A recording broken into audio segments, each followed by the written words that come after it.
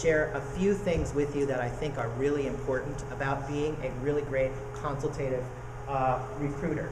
And communication is really the key thing. Credibility drives hiring manager behavior. You need to get the resources you need, get invited to the planning meetings, and credibly lead your team if you're a manager. One of the things that managers need to hear is, we often hear people saying, we're working really hard. We hired 45 people last month. There's no way we can hire 30 people by May 1st. These things we often hear recruiting people say. What we really want to tell them is, we've delivered on goal X. Productivity results are up this % by this time.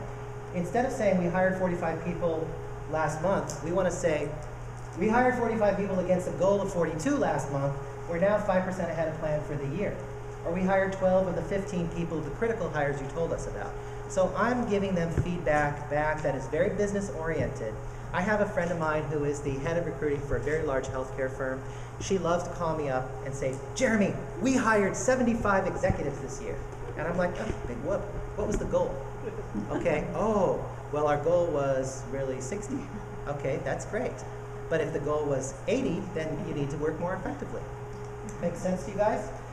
Communication delivery for HR professionals. Look, anxiety goes down and performance goes up when HR consistently communicates.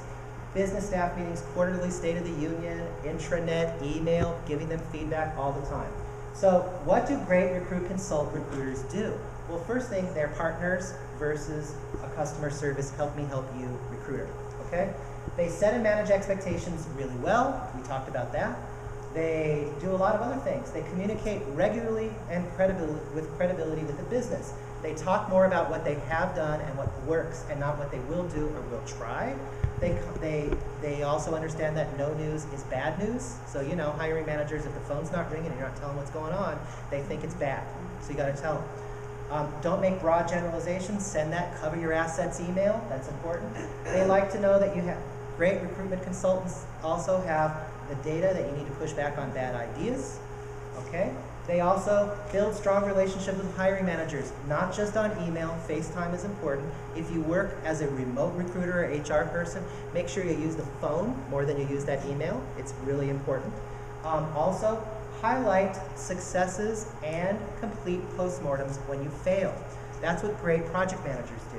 Reward good hiring managers and solicit thank yous from execs for successful efforts. So recruiters, oftentimes I talk to recruiters a lot and they feel like, they are the beaten down batch of the HR profession.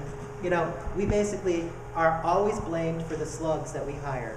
Even though the hiring manager made the decision, right? We facilitate, we're blamed for the slug. So it's always your problem if you hired a slug. But if it's a great person who's being promoted to vice president tomorrow, I picked that person. I'm the hiring manager. So recruiters need to recognize that we need to reward good hiring manager behavior so they can thank us as well. Because we don't get a lot of kudos and thanks for our work. We have to ask for it, and I am shameless about it. I'm like, oh, how did that go during our postmortem? Did it go well? Could you send me an email about that? And I'll put a file on that. You gotta ask, it's important. Also, what else do they do? Well, great recruiters deal with problem areas head on.